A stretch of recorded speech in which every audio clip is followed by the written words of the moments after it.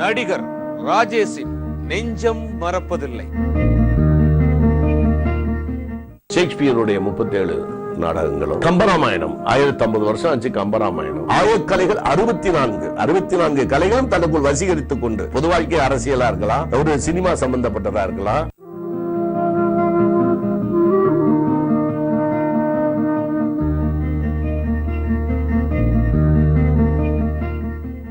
உங்கள் மூன் டிவியில் smart mosquito net வழங்கும் காமெடி கிளப்.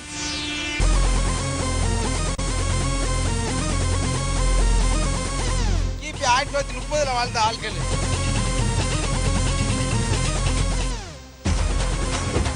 இது it's medical miracle. Comedy actor Vadivelu.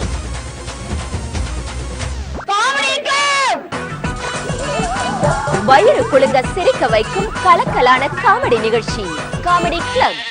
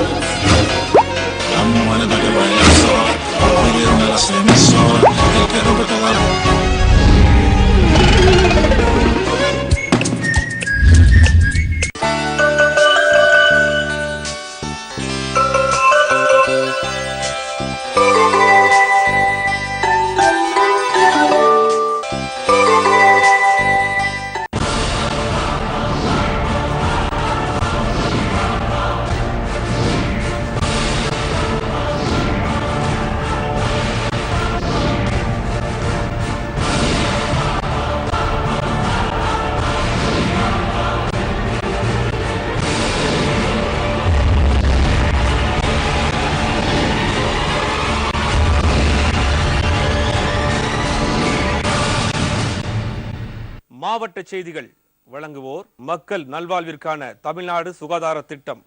சீமான், இது 24 மணி நேர அவசர கால தாய் சேய் நல மையம். இணைந்து வழங்குவோர் ஷிவானி குரூப் ஆஃப் இன்ஸ்டிடியூஷன், தரமான கல்வி, திருச்சி சிவானி கல்வி குழுமம். தமிழ் பால், தமிழகத்தின் தரமான பால், தமிழ் பால். இது உங்கள் தாய் அன்பை நினைவூட்டும். சேவை சொசைட்டி ஃபார் எஜுகேஷன், சேவை சாந்தி மெட்ரிகுலேஷன் மேல்நிலைப் பள்ளி திருச்சி. காவேரி மருத்துவமனை திருச்சி மற்றும் Chennai. Kaveri Hospital, the new age family hospital. E square cafe, ஓர் மிகச்சிறந்த குடும்ப உணவகம். E square cafe Trichy. GVN மருத்துவமனை. Apple kids, India's #1 preschool chain. MRL traders, திருச்சியின் சிறந்த hardware dealers MRL traders. KPK promoters, NRD jewellers, 71 ஆண்டு பாரம்பரியமிக்க Thanga Maligai. Alliance expert courier and cargo. 4000 கலாச்சாரம் ஒரே தூதுவன் அலையன்ஸ் எக்ஸ்பர்ட்.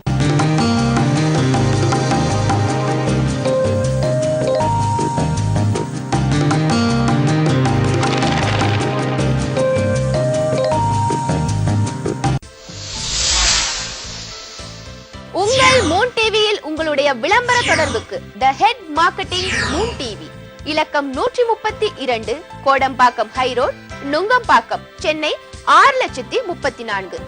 Mobile number 8754502553, 9840011172, 9840011173, 9840011174.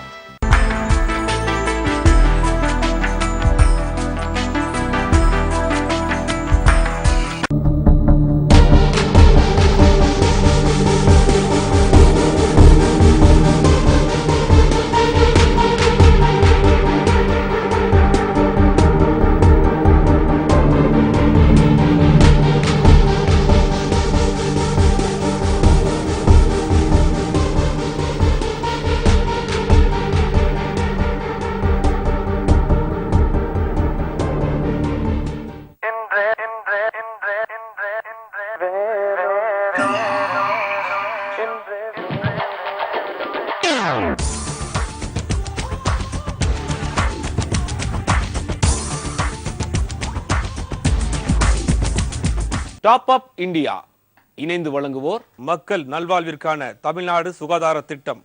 சீமான், இது 24 மணி நேர அவசர கால தாய் சேய் நல மையம். 2985 ஆசிரியர் பணியிடங்கள், 19,000 ஆசிரியர்கள் பணி நியமனம். நீதிமன்றத்தின் கண்டனம். 3 நாட்களில் நடந்த கலந்தாய்வு. 6.5 லட்சம் ஆசிரியர்களின் நிலை. வெளிவராத உண்மைகள். இந்த வார வெளிச்சம் காண தவறாதீர்கள்.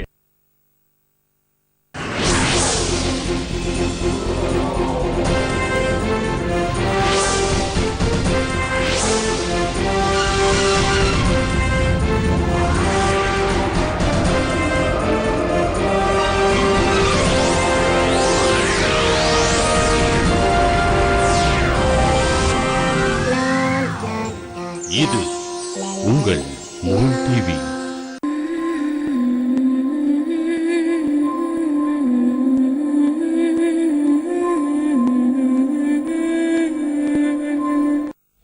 வாழ்த்துக்கள். இது மூன் தொலைக்காட்சியின் உள்ளம் கேட்குதே நிகழ்ச்சிக்கு உங்கள் அனைவரையும் அன்போடு வரவேற்கின்றோம்.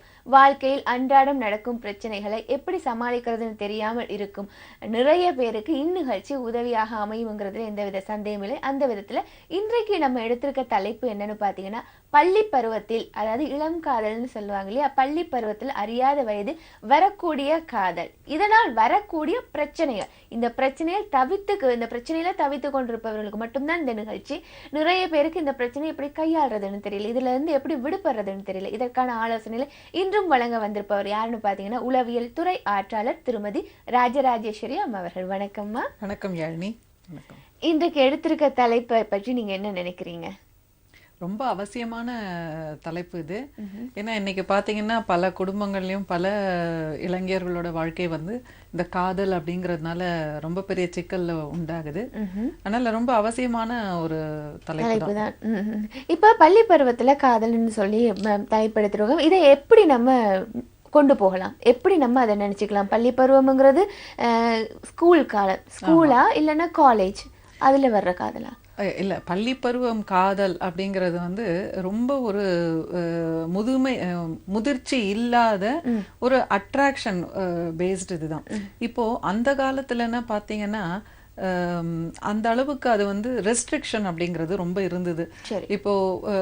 இப்போ தவிர்க்க முடியாத காரணங்களால இப்போ கோ எஜுகேஷன் அப்படிங்கிறது பரவலா இருக்கு. ஸோ எல்லா பள்ளிக்கூடத்துலையுமே அந்த ஆண் பெண் குழந்தைகள் எல்லாம் ஒன்னாதான் படிக்கிற மாதிரி இருக்கு. இப்போ நம்மளோட கலாச்சார சீரழிவு இதுக்கு ஒரு பெரிய காரணமாக இருக்கு. இப்போ நம்ம கலாச்சாரத்துல நிறைய விஷயம் நாம பெரியவர்கள் பண்ண தவறை கூட நம்ம சொல்லலாம். முற்போக்கு சிந்தனை அப்படின்னு சொல்லிட்டு பல விஷயங்கள் நம்ம மேடை பேச்சுக்காக பேசுவதற்கு வேணா நல்லா இருந்திருக்கலாம். பட் யதார்த்தமா பார்க்கும்பொழுது பெண் பிள்ளைகள் அப்படிங்கிற பொழுது கொஞ்சம் நம்ம பாதுகாப்பா தான் வளர்க்க வேண்டியது இருக்கு. அதுல ஒன்றும் தவறும் கிடையாது.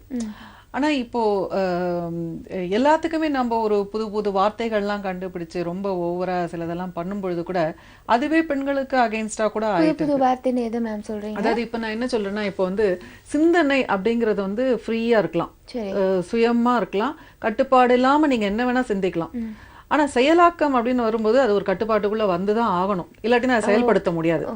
சோ அத மாதிரி ஒரு குடும்பம், எந்த ஒரு அலுவலகம் எடுத்துனாலும் சரி, எந்த ஒரு இடத்துலயுமே செயல்பாடு இருக்கிற இடத்துல பாத்தீங்கன்னா அது ஒரு வரைமுறைக்குள்ள இருக்கணும், ஒரு கோட்பாடுகள் இருக்கணும். அப்படிங்கிற பொழுது குடும்பம் அப்படிங்கிற பொழுது ஒவ்வொரு குடும்பத்துக்கும் ஒரு விதமான விதிகள், ரூல்ஸ் அப்படிங்கிறது அத்தியாவசியமானது.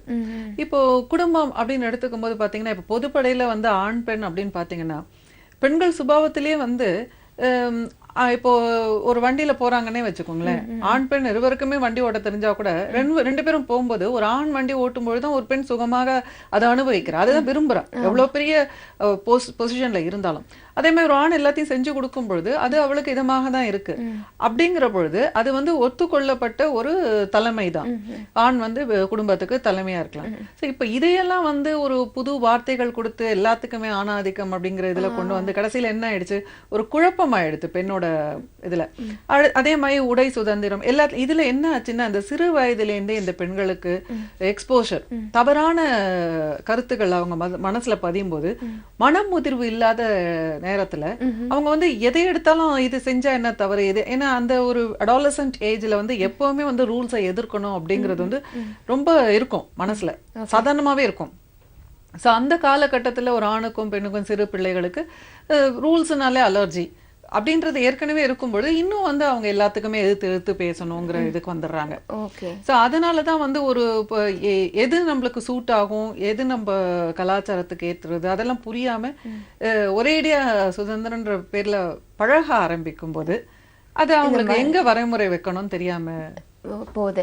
இப்போ மேம், இப்போ குழந்தைகள்ல பெண் குழந்தையை நம்ம எடுத்துக்கலாம், சில விஷயங்கள் சொல்லி தான் வளர்க்கணும்னு சொல்றாங்க. அதுவும் குறிப்பாக கல்லூரிக்கு இல்லைன்னா பள்ளிக்கு போகிறதுக்கு ஒரு 10th 8th போகிறதுக்குள்ளேயே இதெல்லாம் சொல்லி வளர்க்கணும்னு சொல்றாங்க. அப்படி சொல்லி வளர்க்க வேண்டியது என்னென்ன விஷயங்கள் காதலை பொறுத்தளவில்?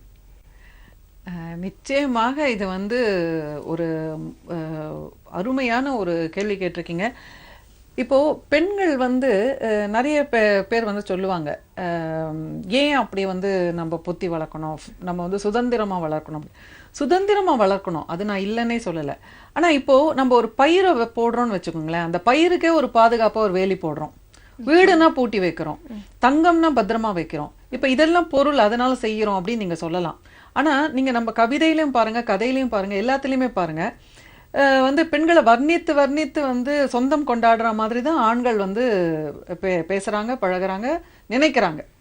ஸோ அந்த சொந்தம் கொண்டாடணுங்கிற ஒரு எண்ணம் வந்து எல்லா ஆண்கள் மனதிலையுமே இருக்கு, அதுதான் பெண்களும் விரும்புறாங்க. சரி, அப்படி இருக்கும் பொழுது ஒரு பெண் வந்து ஒரு பாதுகாப்பு இல்லாமல் போவதுங்கிறது வந்து ஒரு ரிஸ்க் தான். ஒரு குறிப்பிட்ட நேரத்துக்கு மேல வந்து வெளியில போவது அதெல்லாம் வந்து இப்போ பயிரை வந்து ஓனாங்கிட்ட நம்ம காப்பாற்றணும் தான் வேலி போடுறோம். அதை விட்டுட்டு நம்ம ஊர்ல இருக்கிற ஓனானெல்லாம் சாவடிக்க முடியாது. நிச்சயமா அத மாதிரி தான் நம்ம வந்து நம்ம பாதுகாப்புக்காக நம்ம செஞ்சுதான் ஆகணும். இப்ப என்னதான் நான்லாம் தைரியமான பெண்மணி அப்படின்னா கூட நானே கூட ஒரு சில வேலைகள்லாம் செய்ய மாட்டேன். எதுக்கு ரிஸ்க் எடுப்பானே, ஏன்னா நாளைக்கு ஏதாவது ஆச்சுன்னா அப்புறம் நம்ம ஃபேஸ் பண்ண போது சம்பந்தப்பட்ட பெண்கள் தான். சோ இப்ப இதெல்லாம் வந்து தெளிவான ஒரு சிந்தனை வந்து பெண்களுக்கு தான் இருக்கணும். நம்ம எந்த எக்ஸ்ட்ரீமுக்கும் போக கூடாது. ஒரேடியா வந்து அடிப்படையிலே இருக்கணும்னு கிடையாது. அதுக்குன்னு ஒரேடியா வந்து ஆணுக்கு இணையா நான் போவேன் அப்படின்னாக்கா அதுல வந்து நிறைய ரிஸ்க் இருக்கு. அது தேவையில்லாத ஒரு விஷயமா தான் நான் கருதுறேன். இப்ப இதை எதுக்காக இங்க முன் வைக்கிறேன் அப்படின்னு பாத்தீங்கன்னா, சிறு வயதுலேருந்தே வந்து அந்த ஒரு பொறுப்பை வளர்க்கணும். நம்ம செய்ய போற காரியத்துக்கு என்ன கான்சிக்வன்சஸ், என்ன விளைவுகள் நம்ம சந்திப்போம் அப்படிங்கறத வந்து நம்ம சொல்லும் பொழுது அந்த வரைமுறை அப்படிங்கிறது வந்து கடைபிடிக்கப்படும். ஆனா சில பெற்றோர்கள் இப்ப நிகழ்ச்சி பார்த்துட்டு இருக்க பெற்றோர்கள் வச்சுக்கலாமே, ஓரளவு வளர்ந்து வந்த பெண் குழந்தைய வச்சிருக்காங்க. ஆனா அவங்க கிட்ட அந்த அளவுக்கு அந்யோன்யம் நிறைய பேர் ஃப்ரெண்ட்ஸாக இருக்க மாட்டாங்க, அம்மாவும் பிள்ளையும் பெண் பிள்ளையும். சில வீட்டுல இப்ப வளர்க்க போற பிள்ளைகளுக்கு நீங்க சொல்ற அறிவுரை, இனிமேல் என்னுடைய பெண் குழந்தைய சரி வளர்த்துக்கலாம். இப்ப வளர்ந்து முடித்த ஒரு பெண் குழந்தையை இதுல இருந்து காப்பாத்துறேன்னா தன் தாய், அவங்கள இந்த தாய் என்ன நடவடிக்கை மேற்கொள்ளணும். ஏன்னா அந்த அளவுக்கு ஃப்ரெண்ட்லியா பழக மாட்டாங்க. ஸோ எல்லா விதமான விஷயங்களையும் அறிவுரையிலும் சொல்லி தான் வளர்க்கணும், பாதுகாப்பான விஷயமெல்லாம் சொல்லி தான் வளர்க்கணும்னு சொல்றீங்க மேம். நம்ம என்ன மாதிரி அதை எடுத்துக்கிறது? அடிப்படையில வந்து பெற்றோர்களுக்கும் குழந்தைகளுக்கும் ஒரு சுமூகமான பேச்சுவார்த்தை, சம்பாஷணை அவசியமா 100% தேவை. அது வந்து இல்லை அப்படின்னாக்கா அப்புறம் அந்த குடும்பத்தோட ஆதாரமே வந்து சரியா இல்லை. சரி. ஸோ அடுத்தது வந்து ஒரு தாய் தந்தை வந்து முன்மாதிரியாக இருக்கணும் குழந்தைகளுக்கு. அவங்க என்ன செய்யறாங்களோ அதுதான் வந்து பிள்ளைங்க வந்து ஃபாலோ பண்ணுவாங்க. சரி.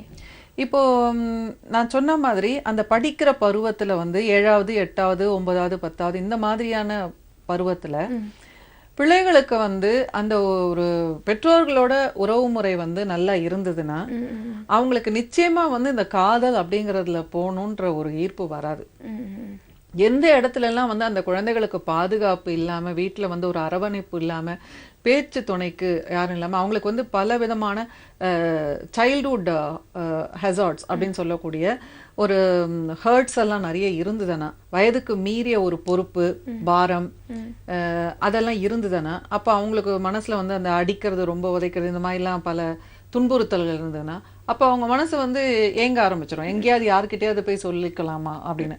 ஸோ அந்த மாதிரி ஆரம்பிக்கிறது தான் என்ன ஆயிடுதுன்னா இந்த சினிமா ஊடகம் அது இது புக்ஸ் இதனோட தாக்கம் கூட. இதை நானும் கேட்க வந்தேன், திரைப்படங்களின் தாக்கம் நிறையவே இருக்கு மேம். என்னதான் நல்ல குடும்பமா இருந்தாலும் இந்த மாதிரி ஹீரோ வந்தா நல்லா இருக்குமே, பைக்ல போற மாதிரி, இல்லைன்னா ஒரு ஆண் வந்து இந்த மாதிரி பெண் வேணுமே, ஏன்னா வர்ணிக்கிறாங்க அந்த மாதிரி.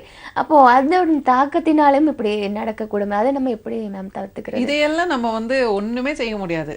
அதாவது நம்ம வந்து வெளி உலகத்தை நம்ம கண்ட்ரோலே பண்ண முடியாது. நம்ம வந்து குடும்பத்துல இருக்கிறவங்க தான் வந்து நம்ம நல்ல விஷயங்களை நம்ம ஃபர்ஸ்ட் நம்ம ஃபாலோ பண்ணணும். அடுத்தது அதை பிள்ளைகளுக்கு வந்து அதை உணர வைக்கணும். அதுல வந்து என்ன ஒரு இப்போ ஃபார் எக்ஸாம்பிள் ஒரு பாட்டு எனக்கு ஞாபகத்துக்கு வருது, காற்றுக்கு என்ன வேலி அப்படின்ற ஒரு பாட்டு. இப்போ அது கவிதைக்கு நல்லா இருக்கு, பட் நீங்க அது யதார்த்தத்துக்கு பாருங்க. காற்று என்பது வந்து ஒரு இயற்கையை யாரும் சொந்தம் கொண்டாட போறது இல்லை, எல்லாரும் ரசிக்கலாம், யாருக்கும் சொந்தம் கிடையாது, அதனால அதுக்கு வேலி வேண்டாம். பட் அதை வந்து ஒரு பெண்ணோட கம்பேர் பண்றதுன்றது ஒரு அபத்தம். பெண்ணுங்கிறவ என்னைக்கு இருந்தாலும் யாரோ ஒருத்தருக்கு சொந்தமான வேண்டியவள் தான், அதுலதான் பெருமையை. இப்போ வந்து பெண்ணியம் பேசிக்கொண்டு திருமணமே செய்யாத பெண்களை பத்தி நான் இங்க கொண்டு வரல.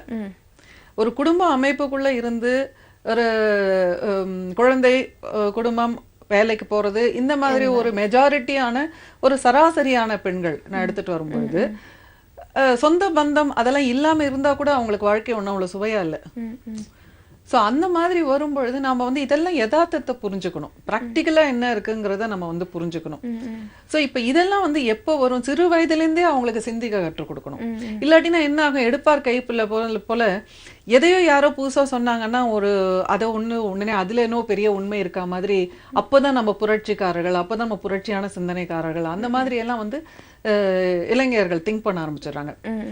சோ பழமைன்னு நம்ம எல்லாத்தையும் ஒதுக்க முடியாது, புதுமைன்னு எல்லாத்தையும் வரவேற்க முடியாது. எல்லாத்தையுமே வந்து நம்ம ஆராய்ந்து பார்த்து தான் நம்ம எடுத்துக்கணும். இப்போ நிறைய பேர் வந்து இப்போ பெற்றோர்கள் வந்து நிறைய இடத்துல தடை போடுவாங்க. அதே இப்போ சினிமா வச்சுக்கலாம், ஒரு உதாரணத்துக்கு சொல்றேன், இந்த படங்களெல்லாம் நீ பார்க்கக்கூடாது, இந்த புக்ஸ் எல்லாம் நீ படிக்கக்கூடாது, இந்த மாதிரி தடை விதிக்கிறதுனால அந்த பிள்ளைகளுக்கு இதுல என்னமோ இருக்கு பார்க்க தோணணும்ன்ற மாதிரி ஒரு ஆசை வரும். இப்போ இதுக்கு பெற்றோர்கள் எப்படி, என்ன மாதிரியான அணுகுமுறையாக? இது வந்து ரொம்ப ஒரு சிக்கலான ஒரு சிச்சுவேஷன்ல இருக்கும். ஒன்றும் இல்லை, எனக்கு வந்து ஒரு கவுன்சிலிங்ல ஒரு 10 வயது குழந்தை வந்து பார்பி டாலோட விளையாடிட்டு இருக்கு அந்த டிவியில வந்து. ஆமா, இதெல்லாம் எல்லாத்தையும் பிக் பண்ணி நம்ம வந்து புதுசா அந்த ட்ரெஸ் எல்லாம் பண்ணிக்கலாம், பார்பி இன் கிச்சன், பார்பி இதெல்லாம். அப்போ அதுக்குள்ள யாரோ ஒருத்தர் வந்து போர்னோ வந்து இது பண்ணிருக்காங்க, பார்பி இன் போர்னோன்னு சொல்லிட்டு. இப்போ இந்த குழந்தை வந்து எதையோ கிளிக் பண்ண போயிட்டு அது வந்துருச்சு. அப்போ அந்த குழந்தை வந்து டக்குன்னு என்ன பண்ணிடுச்சு, எல்லாம் பார்த்துடுச்சு, பார்க்க கூடாததெல்லாம் பார்த்துடுச்சு. அப்போ அது கேள்விகள் கேட்குது. அப்போ ரொம்ப சங்கடம் ஆயிடுச்சு. அவங்க அம்மாக்கு கவுன்சிலிங் கூட்டிட்டு வந்தாங்க. ஸோ இப்போ இதை நம்ம சமாளிக்கிறோம், அது வேற விஷயம். பட் ஆனால் அந்த குழந்தைக்கு அந்த 10 வயதுக்கு இருக்க வேண்டிய ஒரு இன்னசென்ஸ் வந்து போயிடுது இல்லையா?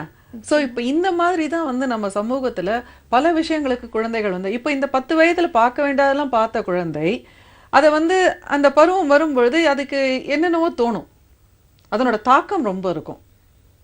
இந்த மாதிரி தான் பெரும்பாலான சிறுவர்கள் வந்து பாத்தீங்கன்னா 9th 10th படிக்கிறவங்க எல்லாம் இந்த மாதிரி இந்த போர்னோன்ற ஒரு இதுக்கு எக்ஸ்போஷருக்கு ஆளாயிட்டு அவங்களுக்கு அதுல ஒரு இது என்ன புதுமையா இருக்கு அப்படிங்கிற ஒரு இது வந்து தோண ஆரம்பிச்சிருது. அப்ப அந்த நேரத்துல இப்போ அடிக்கலாமா என்ன? இல்ல, இது வந்து நம்ம அடிக்கிறதுனாலயோ திட்டுறதுனாலயோ எல்லாம் நம்ம வந்து இதெல்லாம் கண்ட்ரோல் பண்ண முடியாது. முதல்ல வந்து கூடுமான வரை அவங்களுக்கு அந்த எக்ஸ்பீரியன்ஸ் வராம நம்ம வந்து என்னென்ன முயற்சிகள் எடுக்கலாமோ அதை செய்யணும்.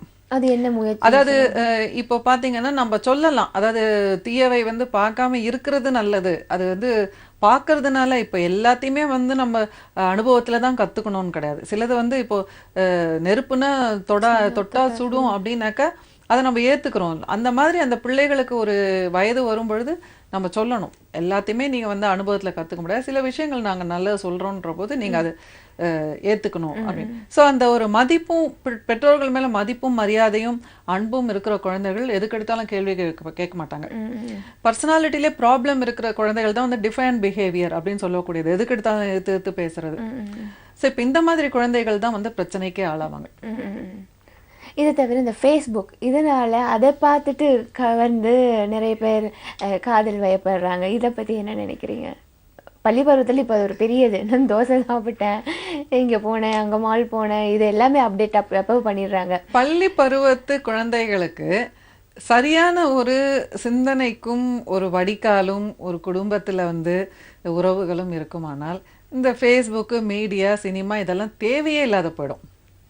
இப்போ எந்த ஒரு குடும்பத்துல வந்து ஒரு இன்டிமேட்டா உறவுகள் இல்லையோ அவங்களாம் தான் வந்து இந்த சோசியல் மீடியால நிறைய டைம் ஸ்பெண்ட் பண்ணுவாங்க. ஏன்னா அவங்களுக்கு வந்து உரையாடுவதற்கோ பகிர்ந்து கொள்வதற்கோ பாராட்டுதலுக்கோ யாரும் இல்ல பக்கத்துல. இப்போ இதே வந்து விடுதிகள்ல, அதாவது ஹாஸ்டல்ல தங்கி இருக்காங்க இல்லையா, அந்த மாணவர்களுக்கு நீங்க என்ன சொல்றீங்க? இப்ப இந்த மாதிரி மாணவர்கள், இந்த மாதிரி மாணவிகள்லாம் வந்து பெரிதளவுல இந்த மாதிரி சோசியல் மீடியாக்கெல்லாம் வந்து இலக்கா ஆயிடுறாங்க. ஏன்னா அவங்களுக்கு வந்து அந்த நிறைய டைம் இருக்கு, அந்த டைம் எப்படி யூஸ் பண்றதுன்னு தெரியல. சோ ஏதாவது ஒரு கோல் இருந்ததுன்னா அப்ப அதுல போயிடுவாங்க, அதுல மனசு போயிடும். ஸோ இது எல்லாமே வந்து ஒரு வர்ச்சுவல் இதுதான், உறவுகள் தான். இதெல்லாம் எதுலேயுமே வந்து உண்மையான ஒரு உறவு இருக்காது, உண்மையான ஒரு இது இருக்க முடியாது. படிக்கிறவங்க கற்றுக்கிறவங்க எங்கே வேணால் கற்றுப்பாங்க, அது வேறு விஷயம். பட் இப்படி ஈஸியாக தொடரதை விட்டுட்டு இப்படி சுற்றி வந்து தொடர மாதிரி தான் இது. ஒரு புக்கை எடுத்து நம்ம ஈஸியாக படிச்சுக்கிறது எவ்வளோ தெளிவாகவும் இருக்கும், என்ன படித்தோம்ன்றது ஒரு இதுவாகவும் இருக்கும். அப்படி இல்லாட்டின்ற போது அந்த வயதுக்கேற்ற ஒரு மெச்சூரிட்டி இல்லாத பொழுது கொஞ்சம் கஷ்டம். எல்லாத்தையுமே நல்லதுதான் எடுத்துப்பாங்கன்னு நம்ம எதிர்பார்க்க முடியாது. இப்ப இந்த பள்ளி பருவத்தில் ஏற்படக்கூடிய காதலில் ஏற்படக்கூடிய பிரச்சனை என்றுதான் நம்மளுடைய தலைப்பு. இந்த பிரச்சனையில இருந்து விடுபடுறதுக்கு என்ன தீர்வு கொடுக்குறீங்க, என்ன பண்ணணும்? முதல்ல வந்து குழந்தைகளோட நல்லுறவு ஏற்படுத்திக்கணும். பணம் பணம் பணம்னு பணம் சம்பாதிக்கிறதுல மட்டுமே பெற்றோர்கள் குறியா இல்லாம எல்லாத்தையுமே பயன்பாடும் பொருளும் மட்டுமே குறிக்கோளாக கொள்ளாமல் குழந்தைகளோட அன்பு உறவாடுதல் அப்படிங்கிறதுக்கு வந்து முக்கியத்துவம் கொடுக்கணும். ஒரு டைம் குவாலிட்டி டைம் மட்டும் இல்லை, குவான்டிட்டி டைமும் முக்கியம். சில பேர் என்ன சொல்லுவாங்க, கொஞ்ச நாள் இருந்தா கொஞ்ச நேரம் இருந்தாலும் நாங்க நல்லா பழகுவோம் அது போறோம். அப்படி கிடையாது. அடுத்தது பாத்தீங்கன்னா அந்த ஒரு 24 மணி நேரத்துல அவங்க எப்படி வந்து செலவிடுறாங்க அப்படிங்கறத வந்து பெற்றோர்கள் வந்து முதல்ல ஒரு முன்மாதிரியாக இருக்கணும். ஸோ இந்த எவ்வளோக்கு எவ்வளோ வந்து இந்த டிவி எல்லாம் வீட்டில் குறைக்கிறாங்களோ அவ்வளோக்கு அவ்வளோ வந்து நல்லது. அப்புறம் வந்து இது உடற்பயிற்சி இதுலெல்லாம் வந்து கொஞ்சம் குடும்பமாக வந்து முக்கியத்துவம் கொடுத்து செய்யும் பொழுது, அடுத்தது சாப்பிட்ற பொருள் இதெல்லாம் நிறைய வீட்டில் செய்யணும். இப்போ அதெல்லாம் கூட குறைஞ்சிருச்சு. ஸோ இப்போ இது மாதிரி வந்து நம்ம எவ்வளோக்கு எவ்வளோ நம்ம மறந்து போன கலாச்சாரத்தெல்லாம் கொண்டு வரோமோ குடும்பத்தில், அந்த அளவுக்கு வந்து குழந்தைகளும் மாறக்கூடிய வாய்ப்பு இருக்கு. இதுல படிப்புல மட்டும் அதிகமான நாட்டத்தை கொண்டு வரதுக்கு பெற்றோர் கையில தான் இருக்கா, இல்ல ஆசிரியர் கையிலயா, இல்லைன்னா அவங்க கையில தான் இருக்கு? படிப்புல நாட்டத்தை கொண்டு வரணும்னா ஒரு குறிக்கோள் அவங்களுக்கு ஏற்படுத்தி கொடுக்கணும். ஏன்னா இந்த பெற்றோர் இந்த படிக்கிறதுனால பிள்ளைகளுக்கு என்ன எதிர்காலத்துல உதவி வரப்போகுது, அதனால என்ன பெருமை வரப்போகுது, அது எதுக்காக அப்படிங்கறத வந்து நம்ம சொல்லணும். அப்போ ஒரு ஆர்வம் வரும் அவங்களுக்கு. ஸோ அடுத்தது அவங்க வந்து படித்து கருத்துக்கெல்லாம் சொல்லும்பொழுது அதனால் பாராட்டணும். அவங்களுக்கு வந்து ஒரு சில கோல்ஸ் கொடுத்து, நீ இப்போ இதை ஒரு சின்ன புக்கை வாங்கி கொடுத்து நீ இதை படிச்சு இது என்னன்னு எனக்கு சொல்லி பார்க்கலாம், அந்த மாதிரி சொல்லலாம். ஸோ இப்போ அதை சொல்லும் பொழுது அவங்களுக்கு வந்து அது ஒரு பாராட்டும் பொழுது அவங்களுக்கு அது ஊக்குவிக்கிறதா இருக்கும். அதே போல மேம், இந்த நண்பர்கள் கூட நிறைய பேர் இப்போ வீட்டுக்கு வர்றாங்க, ஓகே, வீட்டுக்கு வர்றது பழகுறது எல்லாமே ஓகே. சில நண்பர்கள் எல்லாம் சேர்ந்து ஒன்றா வெளியில் போகிறாங்க. இந்த மாதிரியான தீய பழக்கங்கள் அதுலேயும் போயிட்டு நிறைய லேடிஸை நானே பார்த்துருக்கேன், ஸ்மோக் பண்ணுறதெல்லாம் பார்த்துருக்கேன். இந்த மாதிரி தீய பழக்கங்கள் எல்லாம் ஊடு வர ஆரம்பிக்குது. இதன் மூலமாக ஏதாவது பிரச்சனை வரும்? இதெல்லாம் நிச்சயமாக அவாய்ட் பண்ணணும். சிறு பிள்ளைகள் கையில் வந்து காசை கொடுத்து சிகரெட் வாங்கிட்டு வா, ட்ரிங்க்ஸ் வாங்கிட்டு வான்னு சொல்கிறது, அப்புறம் வந்து வயதுக்கு மீறிய பொறுப்புகளை கொடுக்கறது. குடும்பத்துக்கு வந்து ஏழ்மையில் இருக்குது அப்படின்னாக்கா அந்த குடும்ப பாரத்தை வந்து இந்த குழந்தைகளை வந்து பார்ட் டைமாக வேலை பண்ணி கொண்டு வர சொல்கிறது. அதுக்கப்புறம் வயதான நோயாளிகள் அப்படி யாராவது இருந்தாங்கன்னா அவங்கள பராமரிக்கிறத வந்து இந்த பொறுப்பை வந்து குழந்தைகள் மேலே கொடுக்கறது. இப்போ இதையெல்லாம் வந்து எடுத்து செய்யும் பொழுது சில குழந்தைகளுக்கு வந்து பெரியதளவில் மனது வந்து பாதிக்கும். எல்லா குழந்தைகளுக்குமே அதையெல்லாம் வந்து சமாளித்து வரக்கூடிய அளவுக்கு மன திண்மையும் உறுதியும் இருக்காது. பள்ளி பருவத்தில் ஏற்பட்ட, ஏன்னா இப்போ வந்து பாத்தீங்கன்னா அந்த காலத்துல வந்து எப்படின்னா எல்லாருமே வந்து கஷ்டப்பட்டு உழைச்சு முன்னுக்கு வந்தாங்க. ஸோ அப்போ குழந்தைகளும் ஓரளவுக்கு கஷ்டப்பட்டாங்க. அதெல்லாம் வந்து பெரிய சம்பவமா அவங்களுக்கு தோணாது. பட் இந்த காலத்துல பாத்தீங்கன்னா எல்லாமே வந்து ரொம்ப போகமும் சந்தோஷமும் சுகமும் ஆடம்பரமும் அந்த மாதிரியான பகிர்வுகள் தான் இருக்கு பள்ளிக்கூடத்துலாம் போனீங்கன்னா. ஸோ அதனால அப்போ வந்து ஏதாவது ஒரு இந்த மாதிரி ஒரு கஷ்டமான சுச்சுவேஷன் வீட்டில் இருக்கு அப்படிங்கிற பொழுது அதை பகிர்ந்துக்க கூட முடியாது அவங்களால யாருக்கும். ஓகே, ஒரு நீங்க பார்த்துலாம். வணக்கம் வணக்கம், பேர் சொல்லுங்க.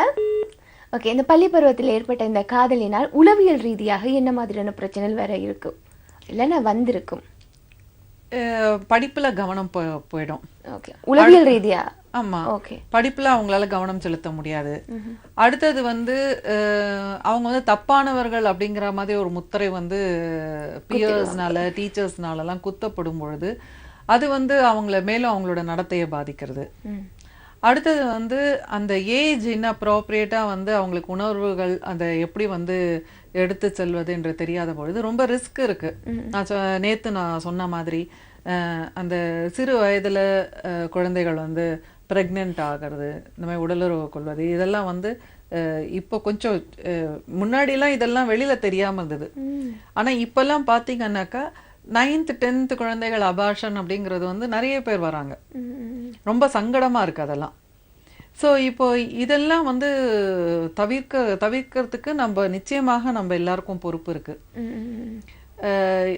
கண்காணிப்பு அப்படிங்கிறது வந்து ரொம்ப அவசியமான ஒண்ணு குழந்தைகளுக்கு. கண்காணிப்புல தான் வந்து அவங்களுக்கு அந்த டைரக்ஷன் அவங்க விரும்புவாங்க. ஆனா மேம், இப்ப கண்காணிப்புன்னு சொன்னீங்க, இந்த கண்காணிப்பே சந்தேகமாகி இப்போ நீ இந்த மாதிரி தப்பு பண்றேன்னு அவங்க தப்பு பண்ணாட்டியும் ஓகே என்ன சந்தேகப்பட்டாங்க தானே, அப்ப நான் பண்ணா என்னங்கிற மாதிரியும் ஒண்ணு வருது இல்லையா? அதுதான் நான் சொல்றேன், கண்காணிப்பு என்பது வேற, இந்த போலீஸ் உத்தியோகம் பார்ப்பதுன்றது வேற. இப்ப போலீஸ் உத்தியோகம்னா என்ன? இப்போ வந்து சிக்னல்ல வந்து நம்ம எப்பவும் கரெக்டா நின்னோம்னா போலீஸ்காரர் ஒன்றும் பிடிக்க மாட்டாரு, தாண்டிங்கன்னா பிடிப்பாரு, அதான் அவரோட வேலை. அப்ப அது மாதிரி வீட்டுல வந்து பிள்ளைகள் வந்து நல்லா இருக்கும் போதெல்லாம் ஒண்ணுமே சொல்லாம அவங்க தப்பு பண்ணும்போது மட்டும் அடிக்கிறது உதைக்கிறதுனா அது போலீஸ்கார உத்தியோகம். அது மாதிரி செய்யக்கூடாது. கண்காணிப்பதுன்றது என்னன்னாக்கா எப்பவுமே வந்து செய்யும் பொழுதெல்லாம் பாராட்டணும். ஒழுங்கா இருக்கும் பொழுதெல்லாம் நல்லா பண்ணிருக்க. அடுத்தது வந்து நீ நல்ல பையன் கெட்ட பையன் சொல்றதெல்லாம் தவிர்க்கணும். நீ செஞ்ச வேலை கரெக்ட் அப்படின்ற அந்த வேலையை வந்து ஃபோக்கஸ் பண்ணணும். ஓகே, ஸோ இன்னைக்கு நீ நேரத்துக்குள்ள வந்துட்ட, நீ நல்ல பையன், அந்த மாதிரி வந்து நம்ம நல்லதெல்லாம் தான் நம்ம சொல்லணும். கெட்டதை வந்து நம்ம என்ன பண்ணணும், திருத்துற வழியில சொல்லணும். இந்த மாதிரி செய்யறதுனால இந்த பிரச்சனை, இந்த விளைவுகள். ஸோ கான்சிக்வன்சஸ், லாஜிக்கல் கான்சிக்வன்சஸ், அதை சொல்ல வேண்டிய இடத்துல எல்லாம் அந்த லாஜிக்கல் கான்சிக்வன்சஸ் சொல்லும்போது அவங்க பட்டு தெரிஞ்சுக்கும் போது அனுபவம் அப்படிங்கிறது வந்து ரொம்ப பெரிய ஒரு கற்றல். ஓகே, இந்த டாபிக் பத்தி நம்ம பேசிட்டே இருக்கலாம், நிறைய விஷயங்கள். தொடர்ந்து நாளைக்கும் நம்ம இதை பத்தி பேசலாம். இன்றைய நிகழ்ச்சியை கலந்து சிறப்பித்து ஆரோக்கியமான தகவல் வழங்கியமைக்கு நன்றி. நன்றி, வணக்கம். என்ன நேர்களே, நிகழ்ச்சி வந்து பார்த்துருப்பீங்க. அன்றாட வாழ்க்கையில் குழந்தை வைத்திருப்போம் அனைவரும், அதாவது பள்ளி மாணவர்களை நான் சொல்றேன், நிறைய பேர் அவஸ்தைக்குள்ளாக என்ன மாதிரியான பிரச்சனைகளை கையாளுறதுன்னு தெரியாம இந்த நிகழ்ச்சி மூலமாக நல்ல ஒரு தகவல் கிடைத்திருக்கும் நாம் நம்புகின்றோம். இன்னும் நிகழ்ச்சி வழியா உங்கள் அனைவரையும் சந்திக்கும் வரை உங்களிடம் விடைபெறுகின்றேன். நன்றி, வணக்கம்.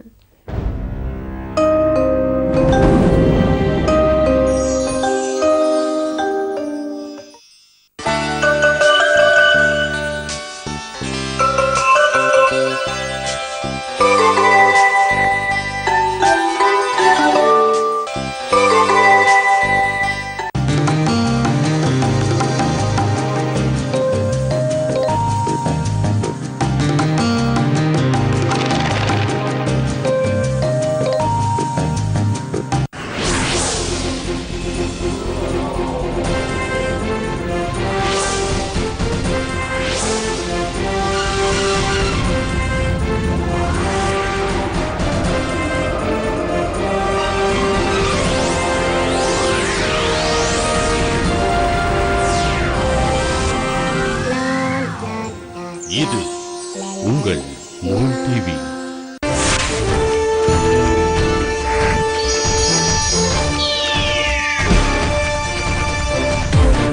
இணைந்து வழங்குவோர் சிவானி குரூப் ஆஃப் இன்ஸ்டிடியூஷன், தரமான கல்வி, திருச்சி சிவானி கல்வி குழுமம், தமிழ் பால், தமிழகத்தின் தரமான பால், தமிழ் பால். இது உங்கள் தாய் அன்பை நினைவூட்டும்.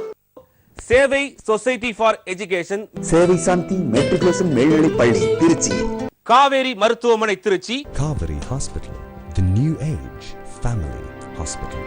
ஈஸ்கொயர் கேஃப், ஓர் மிகச்சிறந்த குடும்ப உணவகம், ஈஸ்கொயர் கஃபே திருச்சி, ஜிவிஎன் மருத்துவமனை, எம்ஆர்எல் ட்ரேடர்ஸ், திருச்சியின் சிறந்த hardware dealers MRL traders, KPK promoters, NRD jewellers, 71 ஆண்டு பாரம்பரியமிக்க Thanga Maligai. Alliance expert courier and cargo. 4000 கலாச்சாரம் ஒரே தூதுவன். Alliance expert.